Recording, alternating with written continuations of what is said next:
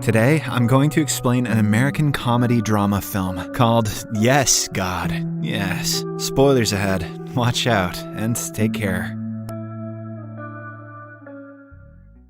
The movie is set in the year 2000. In the first scene, we are introduced to Alice, a shy and innocent teenager who studies at a strict Catholic high school. The place is so strict that many students stop coming after the first few days. Stop coming indeed. The discipline teacher makes sure to check all the girls minutely when it comes to appearance. She even measures their skirts to verify if they are of appropriate length. The school is also notorious for its ultra-religious beliefs. Lying is considered a sin, and watching romantic movies is deemed punish-worthy, especially if they star a young John Cusack. While most of the students agree with it, Alice, who is going through an intense adolescence phase, is confused. She is very curious about erotic stuff. The school's principal, Father Murphy, usually takes sex ed classes, where he explains that coitus, without the purpose of reproduction, is a sin. One day, a curious student inquires if self-coitus, i.e. jacking off, is illegal. Father Murphy simply cross-questions him. Does that produce babies? To which I'd have said, it produces maybe babies.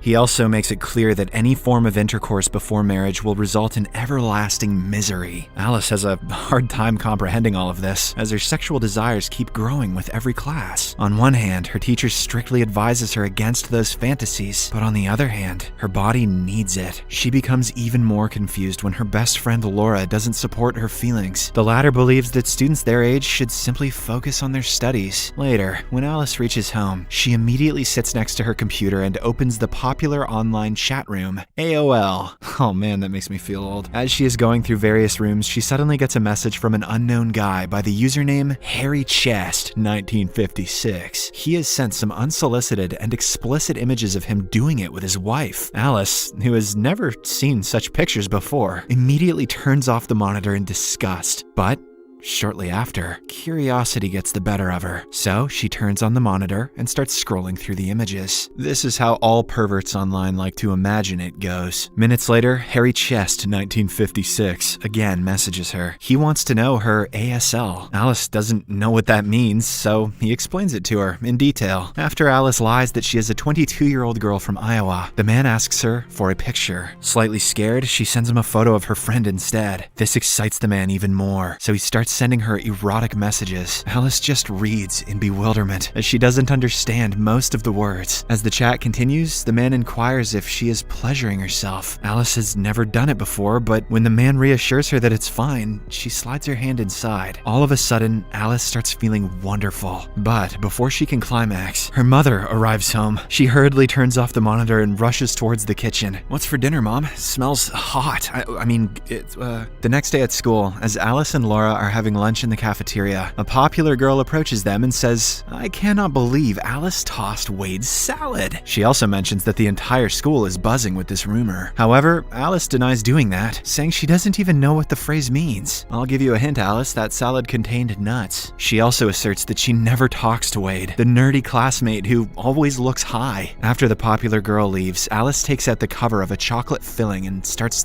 licking it. Unsurprisingly, this makes the guys nearby burst out in laughter. Wade and his girlfriend also arrive there and call Alice disgusting. Later, the discipline teacher hears about the rumor and forbids Alice from serving during mass. She also warns the teenager to be careful, as God is watching her.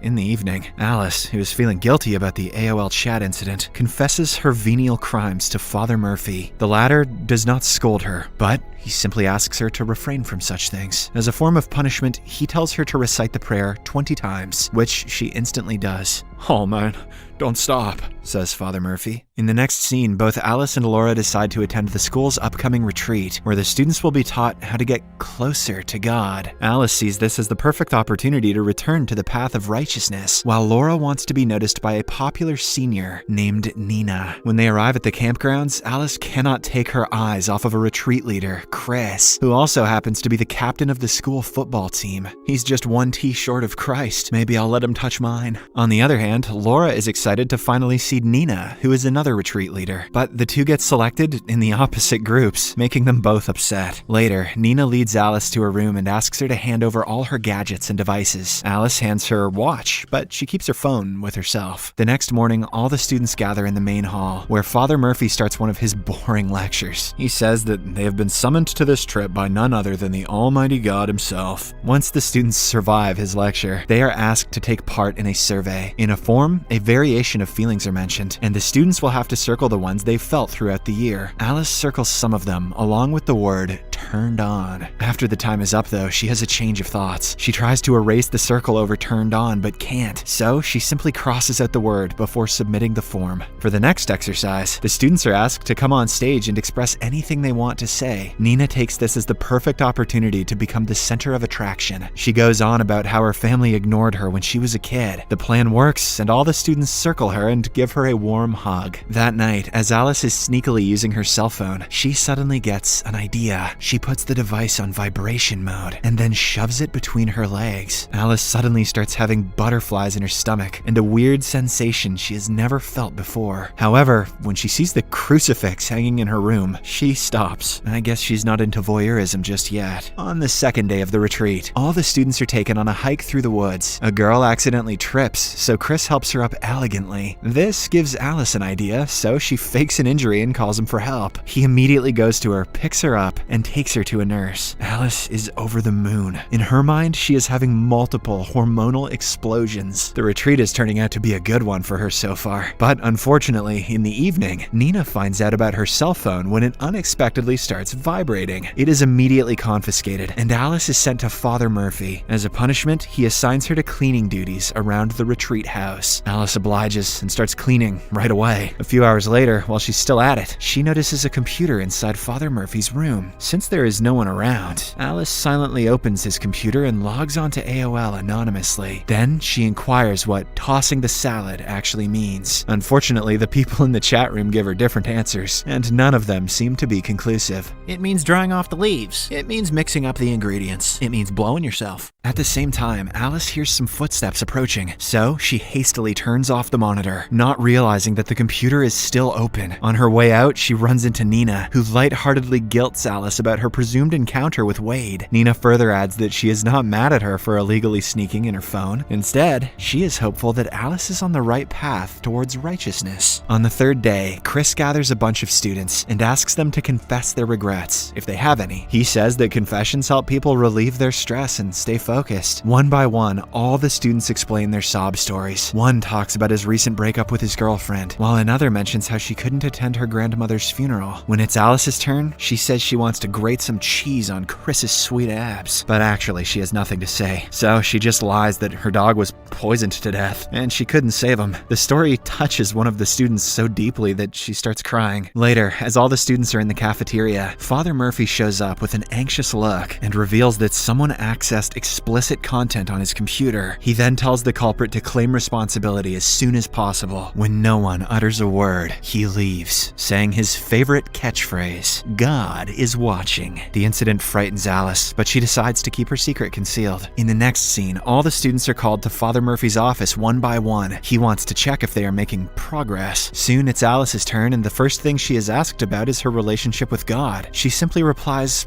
"It's good." After this, Murphy asks her why she circled the word turned on. Alice explains that she felt it before coming to this retreat, but now she feels nothing. Before leaving, Father Murphy talks about her rumor with Wade and even presses her to confess to it. Sus. But Alice, who still doesn't know what the actual rumor is, tells him that she is innocent. The same day, as Alice is cleaning the cafeteria, Wade decides to wind her up by littering around. She angrily asks him what his problem is, but before he can answer, Father Murphy arrives there and takes him away. Shortly after, when Alice resumes her cleaning, she finds Wade's bracelet, which he had dropped earlier. She puts it in her pocket and heads to the kitchen, where she notices something shocking. Nina is kissing and then filleting a random guy in the woods. Alice is left left in utter disbelief, but she is also aroused. Hence, she puts the mop handle between her thighs and calms her hormones. Phew. Hi, sodomy recapped here. Once she is done, she rushes to her best friend Laura and shares what she saw. However, the latter refuses to believe her. Instead, she chastises Alice for saying such evil things about her idol, Nina. She even accuses her of using AOL on the father's computer and calls her a pervy psycho. Fed up with everyone trying to judge her, Alice goes straight into Father Murphy's office and plants Wade's bracelet under the keyboard. But before she can leave, Murphy returns, forcing her to hide inside the closet. Surprisingly, the Holy Father starts knocking one out to some adult content he has stored in his holy computer. Alice, who witnesses everything, is so disgusted that she closes her eyes and turns her head around. Whew, yeah, confession is gonna be good this week. Outside, she meets Chris, who asks her if she is okay. He also insists on talking to her to make her feel good. Alice thinks he is into her, so she kisses him passionately. Unfortunately, Chris finds it very weird and runs away crying.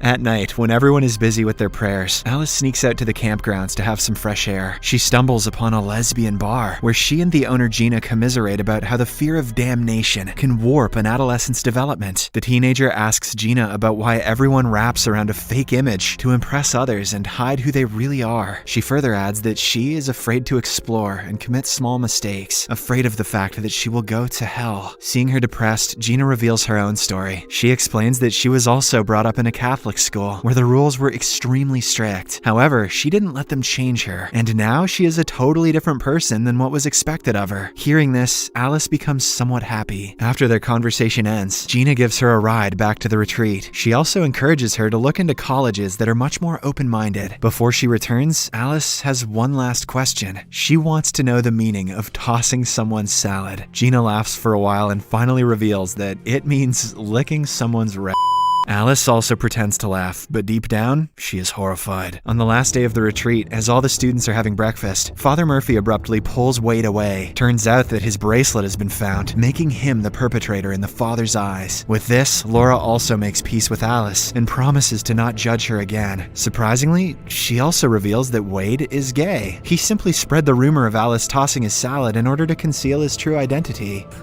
If Wade wanted a convincing lie, maybe he shouldn't have made it about his wreck. Later, in the sharing session, Wade is made to apologize for all the horrific atrocities he's committed. Once he is done, Father Murphy asks if anyone else wants to go next. Alice immediately volunteers and begins her speech. She explains that everyone has something to hide, but that doesn't make them a bad person. Some things are best unsaid. She also encourages everyone to not follow rumors and respect everyone equally, just like Jesus did. Jesus is hot, she says. He may not have hair as good as Steve's, but I hear he knows how to smite. Following this, the scene skips to a few days later. At school, Alice runs into Chris, but he is still uneasy about the earlier incident. He thinks that Alice will kiss him again, but when she promises that she just wants to be friends, he calms down. That evening, Alice heads to the reconciliation room with Father Murphy, where she nonchalantly reveals that she watched an adult video during the retreat. When she starts explaining the specifics of the video, Father Murphy realizes that it's his favorite one. Both of them know what's up, but they do not speak about it. Before leaving, Alice asks if she will get punished for watching the explicit content, and Murphy, with shame in his eyes, says, I don't know. In the final scene, Alice reaches home and plays the videotape of her favorite movie, Titanic. She forwards to the intimate scene and prepares to trigger her hormones. The movie ends as she notices a vibrator nearby, possibly belonging to her mother. What?